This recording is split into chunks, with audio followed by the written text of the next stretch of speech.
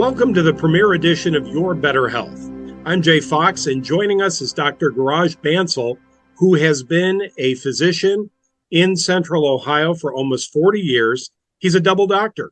He's a PhD and an MD, married to his wife Veena for the past 52 years, proud father of 2 daughters and 4 grandchildren. At one point, he was the medical director for 3 addiction clinics and is now the medical director for 3 local urgent cares. Dr. Bansal, welcome to Your Better Health. How are you, sir? I'm fine. How are you? Good. Dr. Bansal, is it fair to say that our country is in a mental health crisis right now? Yes. As a matter of fact, there were 2 spiritual leaders, and they said that the World Health Organization has declared a pandemic and says world is about going to extinction.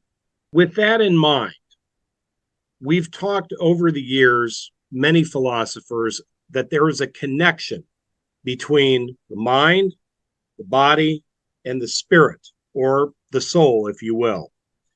As you begin to explore the question of why we are in a mental health crisis, what is the first thing that comes to mind? Why do you agree with the prognostication that this is, in fact, an urgent crisis? Well, the reason is that the mental health is not accessible to a lot of people, and it's not affordable either. So the people don't look for help. So when you say the people don't look for help because it's not affordable and it's not accessible, what do you mean by that?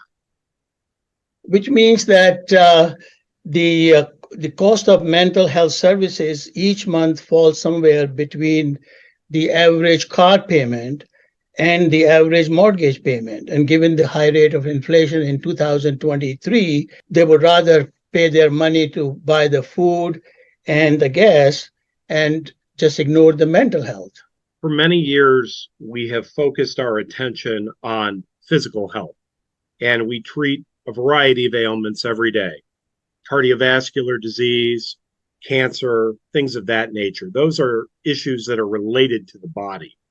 But there is a new philosophy that says that if the mind is not right, then the body cannot properly perform. Do you agree with that? Yes, I do. I can elaborate on that. And as I said, there is a mind and body connection, and mind controls the body. And then the body sends the feedback to the mind. So they are interconnected. Yes. How do we address these concerns, knowing that if we are an individual who is having anxiety, depression, perhaps suffering from a malady like ADD or ADHD or post-traumatic stress disorder, where is the solution if we cannot afford to seek mental health treatment? Because in some cases you may need it every day, other cases once a week, some cases once a month. But if that becomes non-affordable, how do we get past that? Well, the thing is, first of all, they need a diagnosis, and they have to come somewhere through the clinic or somewhere. And then if we find a diagnosis which can be treated with medicines, then we start on that. And there are other spiritual remedies like mindfulness and the meditation and the yoga, and sometimes they are helpful. So the point is that they have to work on it. I mean, the happiness is just like a financial freedom. So if you want the freedom from the unhappiness, you got to work on it yourself. That work involves an understanding of chemistry, biology, spirituality, and many other things. So to what degree does the role of medicine play in addressing this circumstance? Well, the patients have to develop a patient-doctor relationship, find a physician who is compassionate and caring for them. And the medicines, for example, antidepressant, there are several antidepressants which may not work. and then the same thing about the bipolar. But the point is that not all depressed patients have major depression or bipolar. There may be the physical ailments like mitral valve prolapse, like hypothyroidism, hypogonadism, and multiple other bodily diseases which need to be addressed before we get to the spirituality or holistic medicines. It sounds to me like you are trying to understand a very simple question in theory, but a very complex question in practice. And the simple question is, why is this happening? It seems to me that you are trying to get to the root of why this is happening. Is that accurate? Yes, that's right. So the thing is, first of all, the patient should be educated that what is happiness, what is unhappiness, and what are the roots of this. Same thing about depression and anxiety and all that. So once they understand that, for example, give you an example, that happiness really comes from the word happening. So what happens in your daily life that determines your happiness. So people have to be taught that react positively to these adverse situations in the daily life. It makes sense, but for a lot of people, it's easier said than done.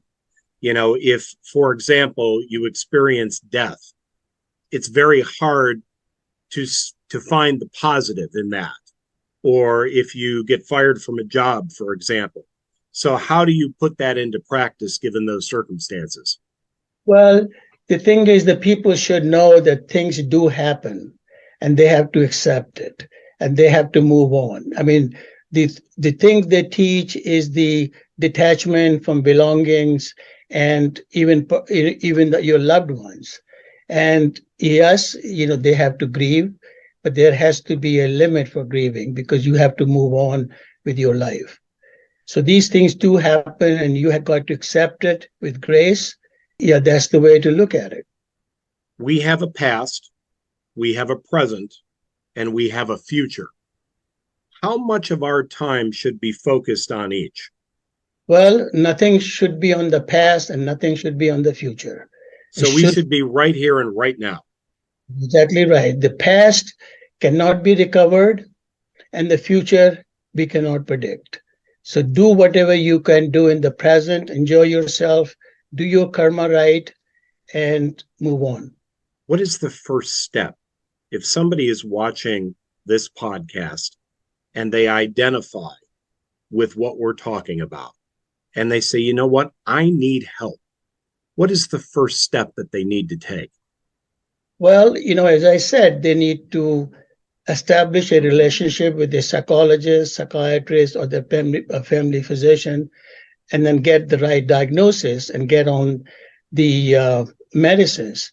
But the spirituality, when you talk about meditation, you talk about mindfulness, and then also the yoga, those are very practical solutions. Meditation is a religious faith. Mindfulness is secular, and yoga is both. So meditation actually works on your heart. It decreases your heart rate, decreases your metabolism, and then the free radicals, which are produced by the high metabolism, are not that high, so the brain does not have to excrete all those things.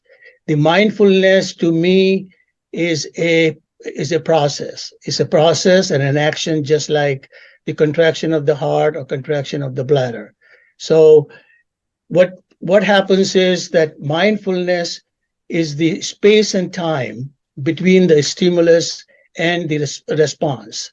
But in between, you have three other events that you are thinking, you're producing your thoughts, then multiple thoughts become feelings, and the feelings become emotions. So you have to go through the sequence from the stimulus to the response. Longer the time it is, better you are.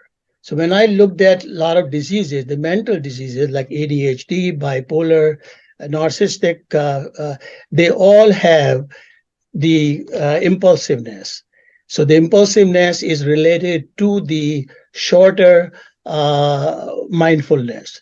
So our purpose is to increase the mindfulness, in those people. The question that I have as a follow-up is, how do you take somebody who has not been mindful to this point, get them to understand what is mindfulness and get them to put that into practice? Okay, so that requires a little bit of teaching. So what we are saying is that mindfulness is you stay in the present, and then you have to be a better listener and also develop empathy for other people. That's what the mindfulness does. It decreases your impulsiveness, it increases your apathy, it increases your communication skills, and then in turn, I think you feel good, and that might help your depression and the mental problem overall. You have decided to take this on as a subject matter, and you are in the process of writing a series of 5 volumes that will be put together into one book. The book is called Why and What to Do About It.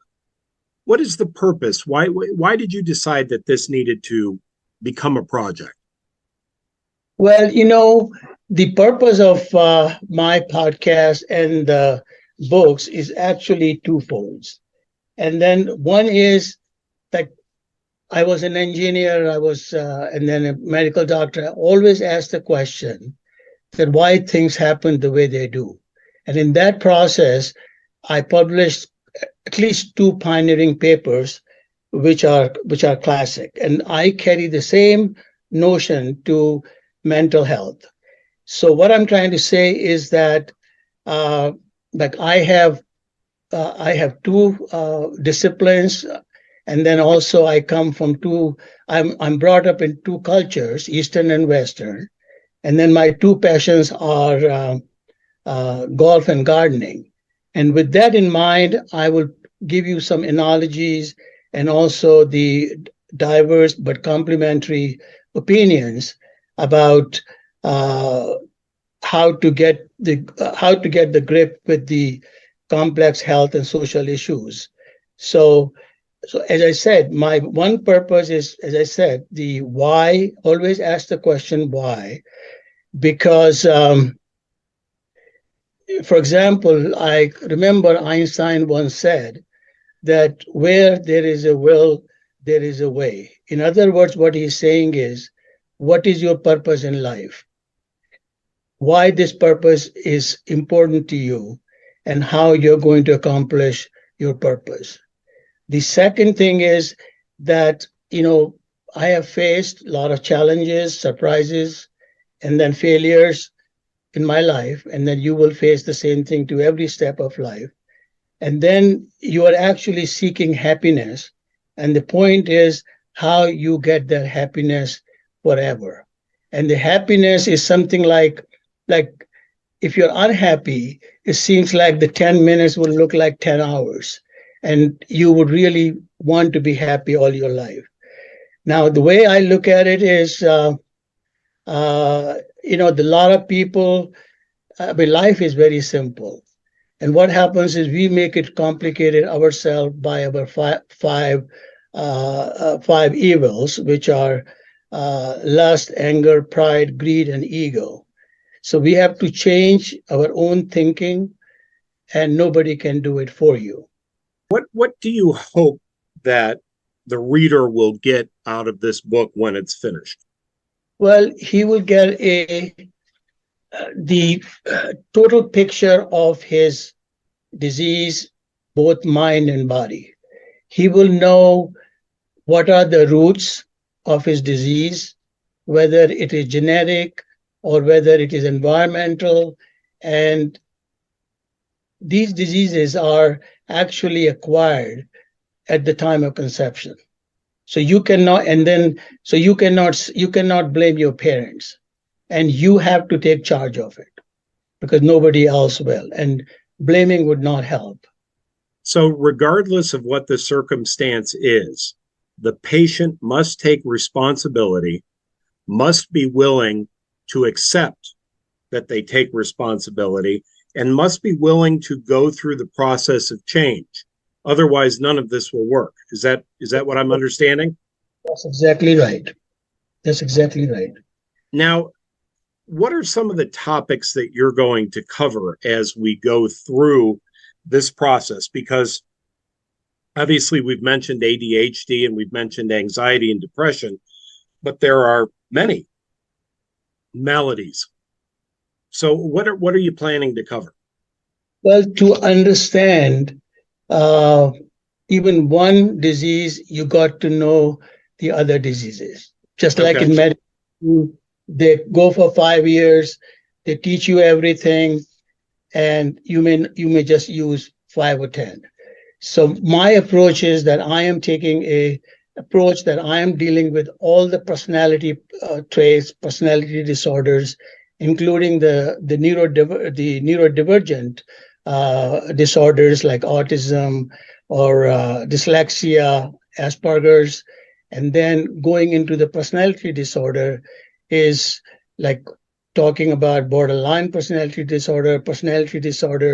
Then we will talk about antisocial disorders, which is, sociopathy and also the psychopathy, and the addictions, alcohol and drug addictions, and then, of course, the PTSD. So I'm going to cover the whole spectrum, and this will not be very similar to what you have read.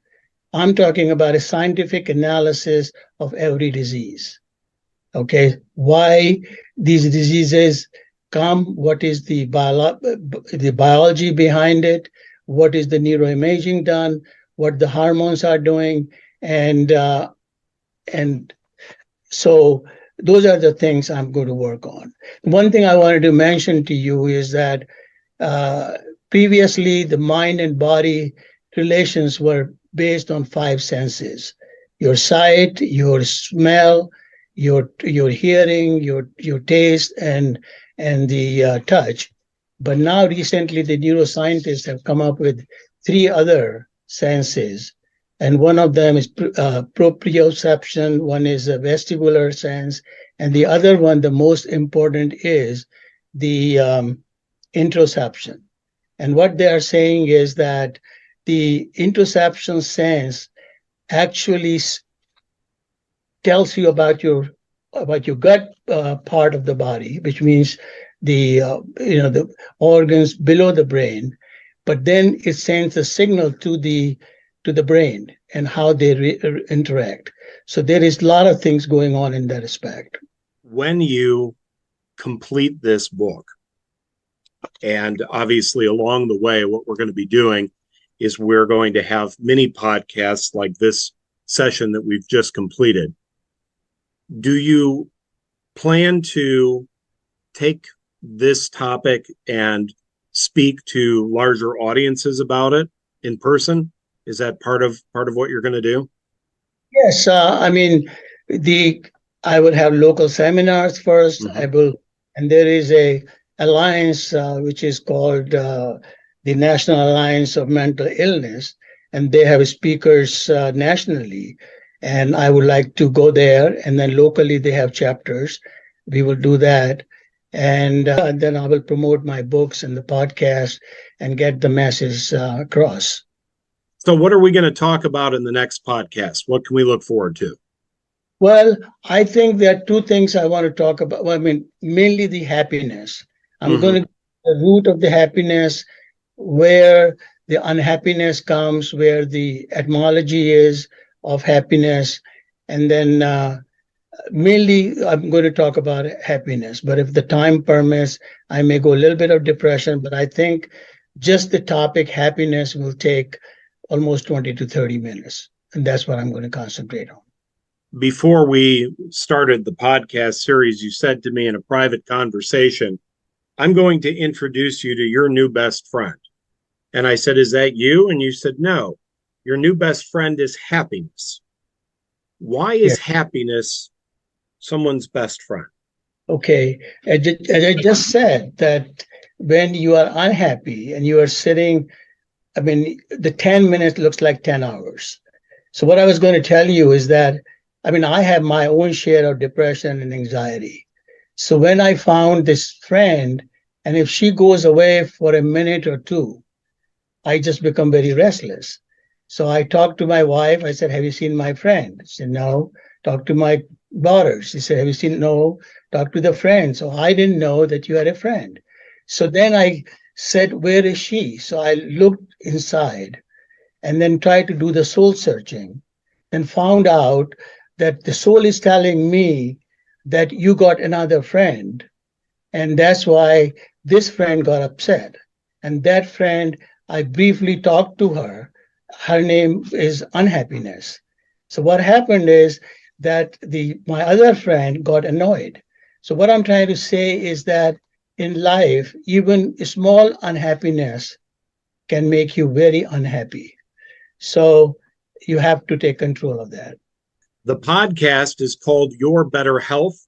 The website, yourbetterhealth.life, Life. And the man who's making it all possible is Dr. Girraj Bansal. And we look forward to talking with you more and more as the months go on. Thank you so much for watching.